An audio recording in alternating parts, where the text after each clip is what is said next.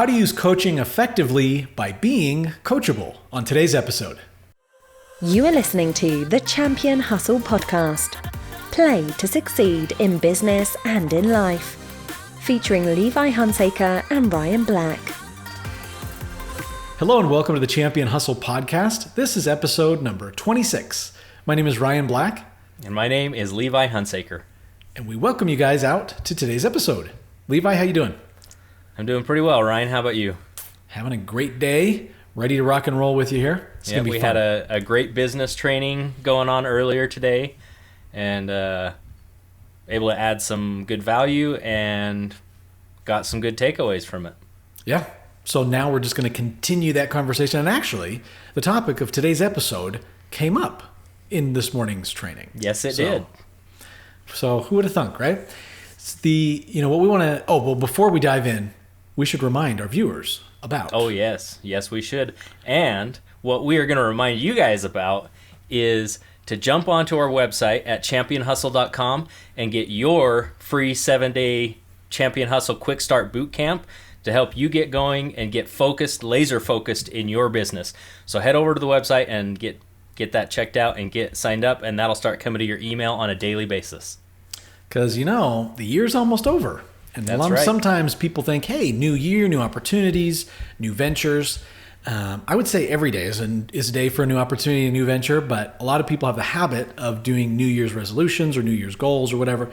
And so what better time than now to make that shift and push yourself a little bit further, get things to the next level there. Yeah, you and I have had this conversation before where we've talked about New Year's resolutions and always postponing to a specific day and time, like planning something in the future. It can work, but it's not my favorite thing to do because it's constant procrastination. When you're I'm going to start eating healthy on Monday. Well, then Monday comes and, maybe next Monday, right? Yeah. But instead, what if we took that and flipped this is one thing that I love. We're going to flip one letter in that, and we're going to call it a Now Year's resolution.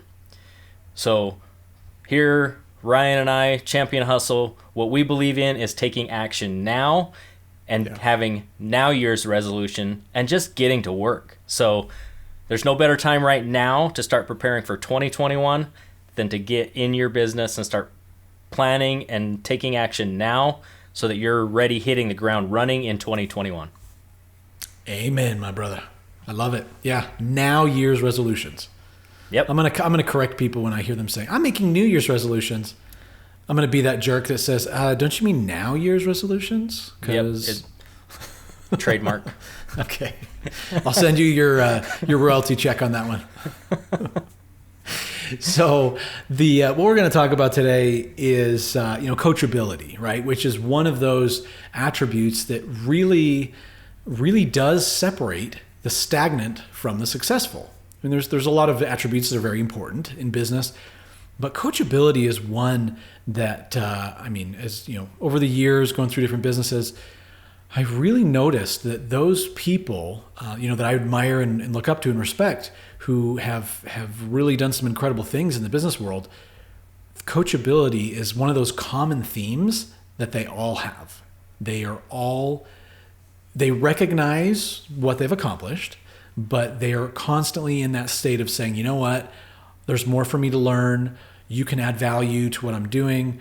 I value your input, right?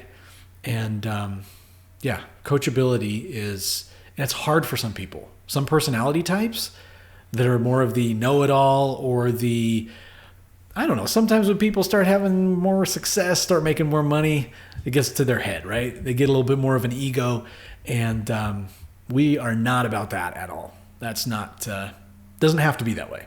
So coachability is super, super valuable. So yeah, should we just jump right into this, Ryan? Let's do it. So the first thing that I want to mention is it's all about progress.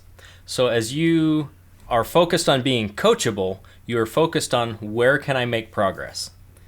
And I really see those two things as synonymous. If you are coachable, you are open to a constant growth mindset, a constant state of progression, and you want to better yourself, better your business, and provide better services, products for the people that you're serving as well.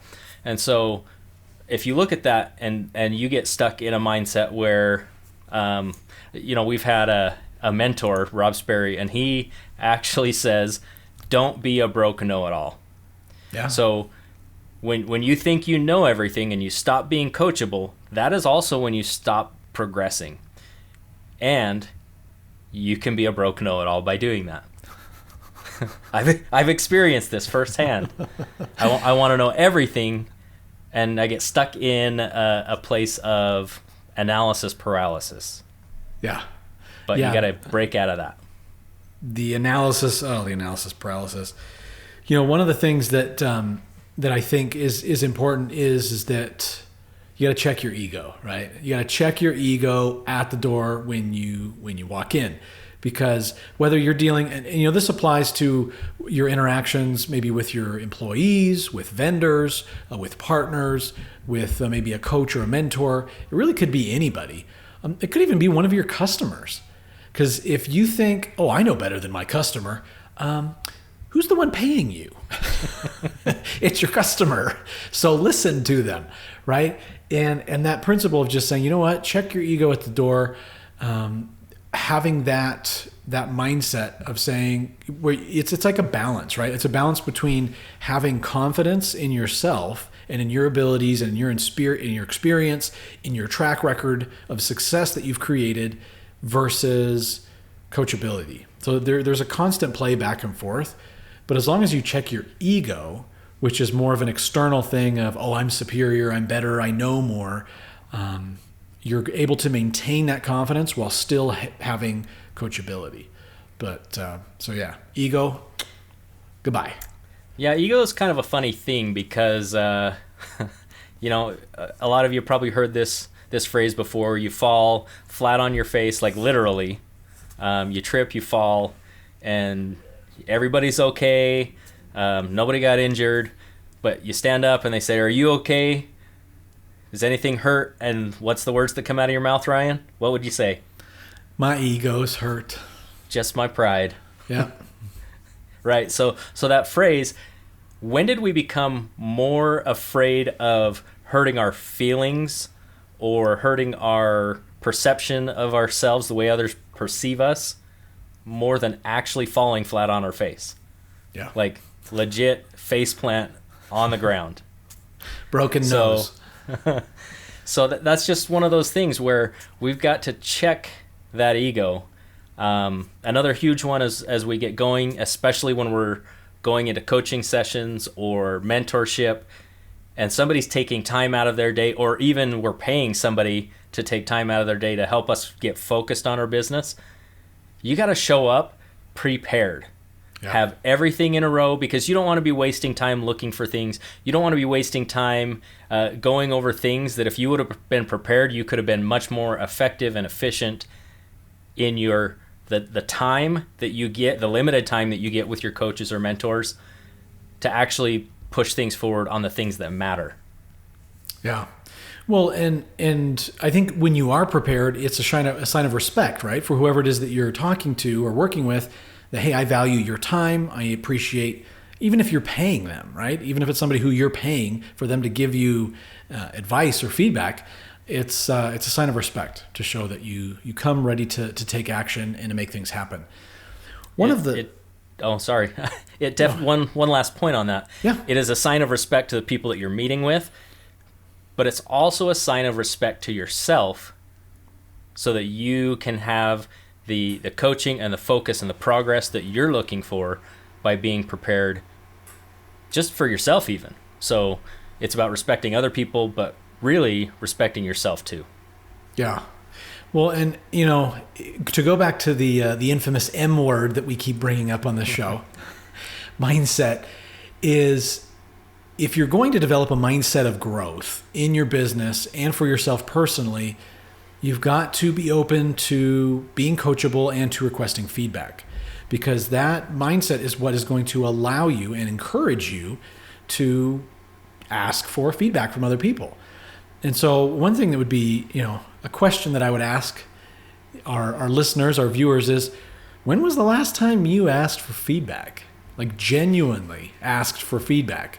We see that, if you go to a restaurant, they have like the comment cards or whatever, where you can tell them how your experience was or things like that. But when did you truly ask for feedback? When's the last time that you called one of your clients and said, hey, can I talk to you for 5 minutes about how your experience was working with us?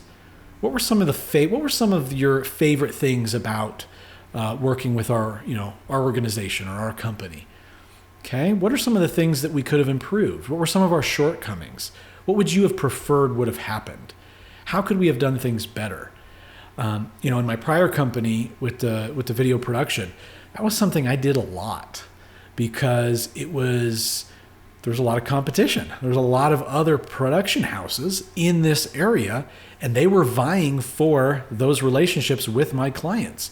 And so, and they knew it. I didn't have like an official like feedback thing. I would just call them, or, when I would go in to drop off a hard drive or the files or whatever, I'd just say, hey, how do you think things went on this last project? What can we improve? We really want to create a positive experience for you and your team. Maybe we could do this different next time, or what about that? And, I'm telling you, those types of that approach of asking for honest, soliciting feedback, and then truly listening, and then once you get the feedback saying, you know what, next time we're going to do something different, I credit that to developing some phenomenal relationships with my clients in my prior company. Now that type of business was it was advantageous to have a long-term ongoing, because we continue to do project after project after project. But even if your business type is not one where you're necessarily going to have that continual repeat revenue from the same customer, you could still, have that conversation so that you're more prepared when that next customer comes along. It's just the principle of it is very, very powerful. And whether it's a repeat customer or a new customer, they'll be able to tell that you're truly invested in their customer experience, and it will show. Yeah, absolutely. And, positive feedback is always easy to take. Oh, yeah. But to go and actually ask for negative feedback, like, hey, what could I improve? And maybe I shouldn't say it that way. It's not negative feedback. It's constructive criticism. The idea is to understand where the holes and weaknesses are so that you can improve on them. It's all about continual growth. And the next step is, once you've asked the hard questions and taken, sometimes your bitter pills when maybe things didn't go so well with a customer or a project, getting that feedback is jumping into the next step of seeking to understand the feedback. Now, a lot of times what people say and how people say it are two different things. If somebody is upset, they're going to say something maybe in an angry tone. And the first response, the natural response to that is to, put up your defenses, put up your wall, and be like, hey, whoa, and then to start defending yourself. No. Just because somebody's saying something in an angry tone does not mean that you have to accept the angry tone, but seek to understand what they are trying to tell you, what they would like to be better. And, all feedback is not created equal, so you also have to kind of sift through that and really understand what that means for you and your brand and what you're going to take and put into practice. But the idea, though, is to study it out. Study the feedback and really come up with a plan of what that means for you and your business. Yeah. Well, and you kind of sometimes, depending on the feedback and how it's solicited, sometimes things you do need to take it with a grain of salt, right? We, me and my stories. I got another story for you. Bring it on. Bring out the popcorn, kids. No, we, you know about the annual retreat, the events that we've put on in the past. Mm-hmm. Yep. The one this year, unfortunately, we had to cancel because of the pandemic. But, in years past, we've put together these fairly large destination event kind of training, business training and party destination events. And we always ask at the end for actually written feedback. Right before the event closes, we hand out for written feedback from the participants, and it goes through all of the aspects, and it only takes 2 or 3 minutes for them to fill out. It's not hard. But all the different kind of aspects, as far as lodging and food and activities and training and even pricing, right? It was the pricing. How did you feel about the pricing for the event? All those things, and they would rate it and then provide in written feedback. And so in doing that, we were able to see year over year what things we were doing really well. We knew, okay, you know what, this thing maybe didn't go so well, but these other things went phenomenal. So it was interesting to be able to compare and contrast our perception as the event organizers with the attendees' perception. And one of the questions was, is this your first year attending, or have you attended multiple times, right? And so by doing that, we were able to kind of segment those feedbacks and see, okay, these are people who have come for several years and have had a different experience every year. These are people who it's their first time and they don't know any different, right? And so it's just, but I remember in getting those feedbacks, we would go through and it would be, dozens and dozens and dozens of just 5-star, 5-star, 5-star. Loved it, loved it, loved it, loved it, loved it. And then we'd get one person who had all these complaints. And so that's where you kind of have to, into what you were saying, you kind of have to sometimes take things with a grain of salt. And now these were anonymous. Some of them we could figure out, we knew who they were because they were just the people there's some people who are never going to be happy. It's like, here, take your money back. Don't bother me again. We don't need you here, right? We don't need your negativity. Some people are just a sourpuss, and they're, regardless of what happens, they're always going to be a victim, and they're going to be complaining, and there's just everything always goes wrong in their life. We don't need those people.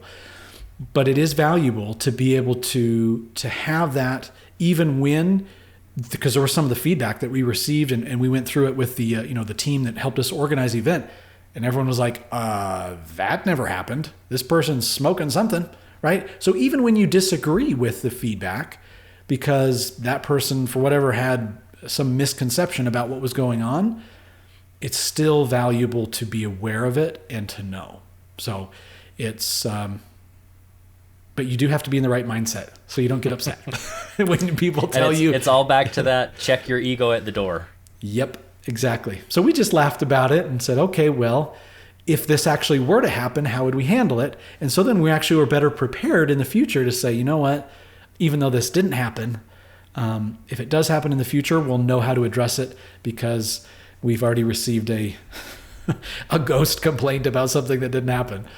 But so you just have to laugh. But it's still valuable, still very valuable. What's next? The next one. So this one seems like kind of an obvious one, but it's not always intuitive. You've got to be willing to learn from people that have more experience than you. The people that are actually out doing something and they're helping you from their experience. We've talked about wisdom comes from experience, right? Yeah. You can know the answers, but are you wise? Well, the experienced people have more wisdom, and so that's really what you're trying to learn from them is the wisdom, so that you don't have to make the same mistakes that they made. Yeah. Well, and in doing that, as you're looking and leveraging, right? Because there's 2 ways to learn. You can learn from your own mistakes or from the mistakes of others. It's important to be respectful of your coach and look and say, okay, the person, whoever it is that's supporting you, that's guiding you, what is their purpose or goal? What is it they're trying to accomplish? Even when they tell you those things that hurt, that sting because they're true, or even if they're not true, if they hurt your feelings or they offend you, like you mentioned before, Levi, don't get defensive. That is our natural knee-jerk gut reaction, is to get defensive, put up walls. Oh, no, that's not true. You're this and this and this. Just accept it. Accept it and say, okay, even if you don't think it's true, how do you recommend I change? What do you recommend I implement? What can we do to eliminate this roadblock or this barrier to what we are trying to accomplish together in this business?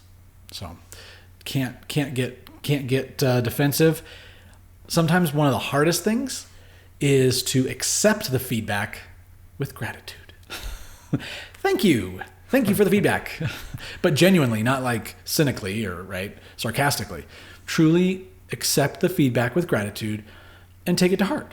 Take it to heart and thank them and then figure out how you can implement that into what you're doing. Yeah, that gratitude aspect is huge because it's all about your frame of mind.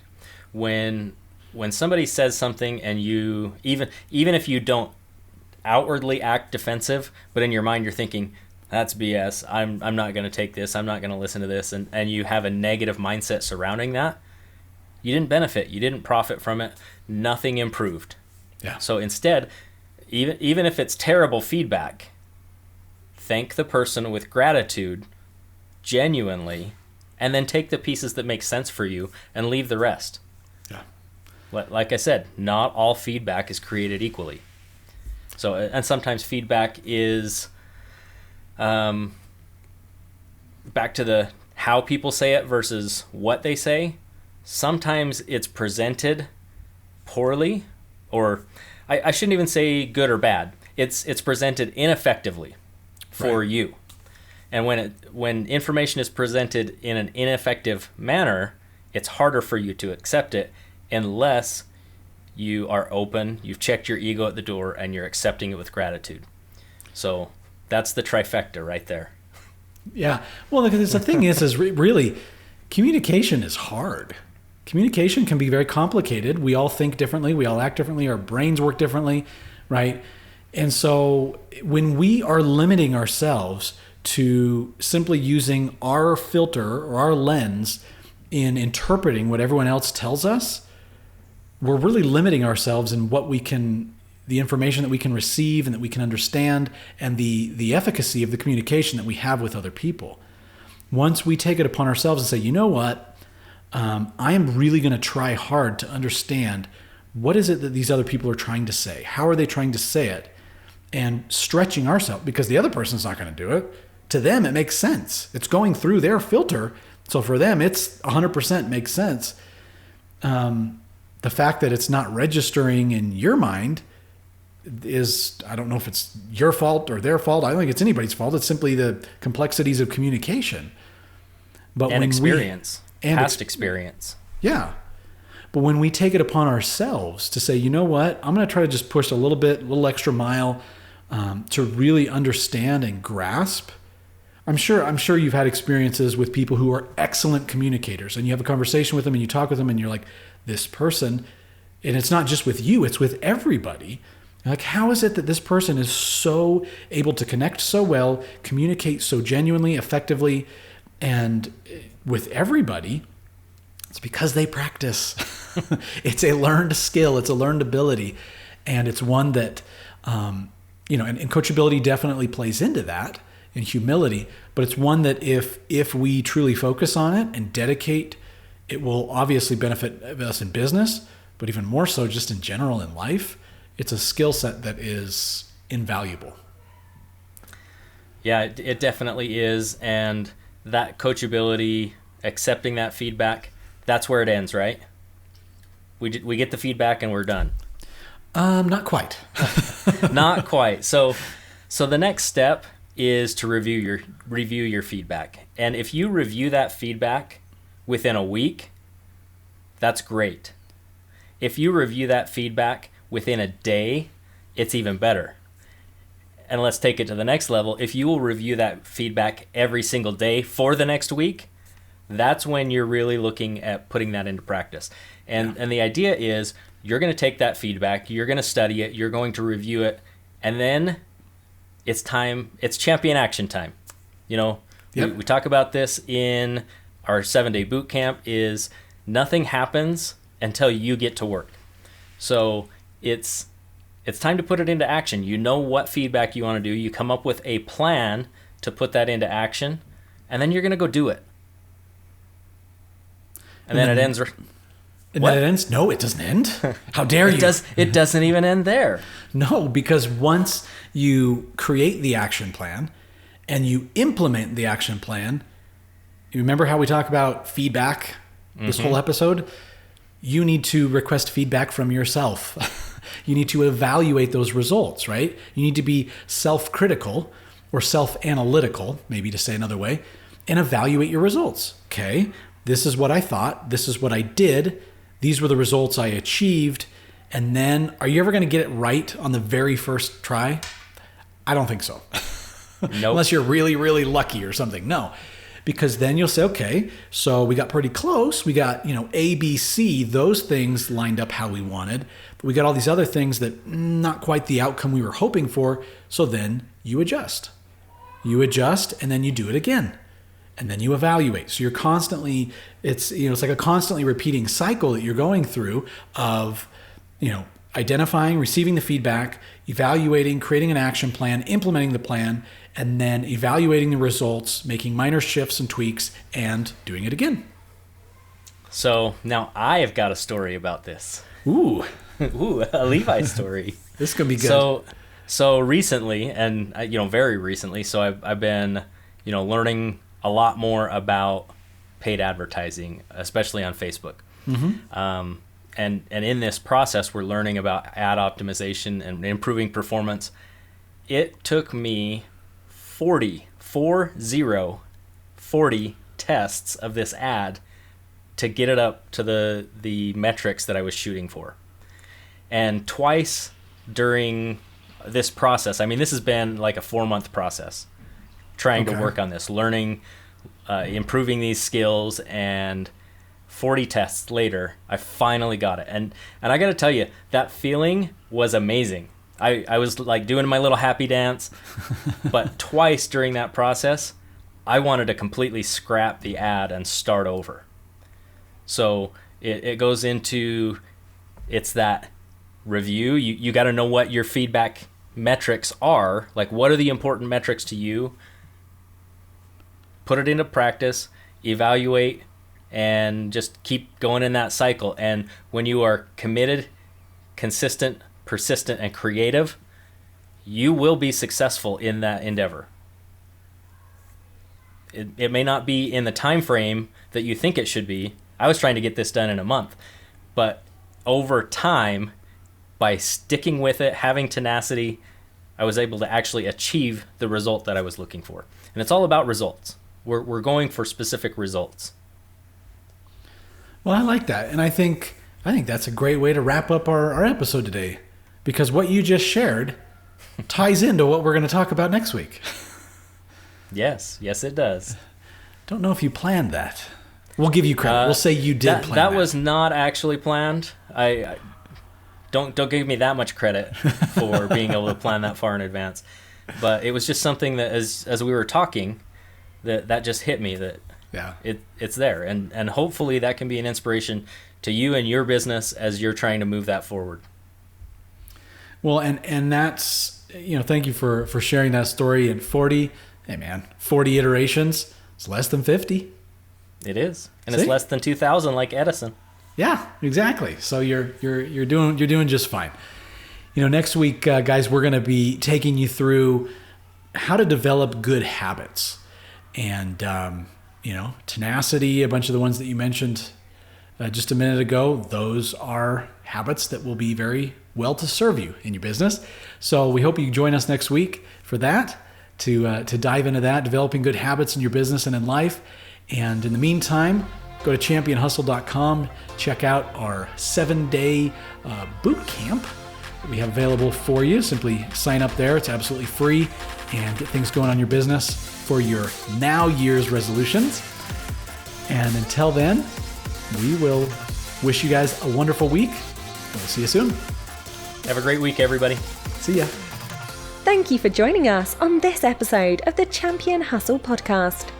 For more great content and to join our online community, visit us at championhustle.com.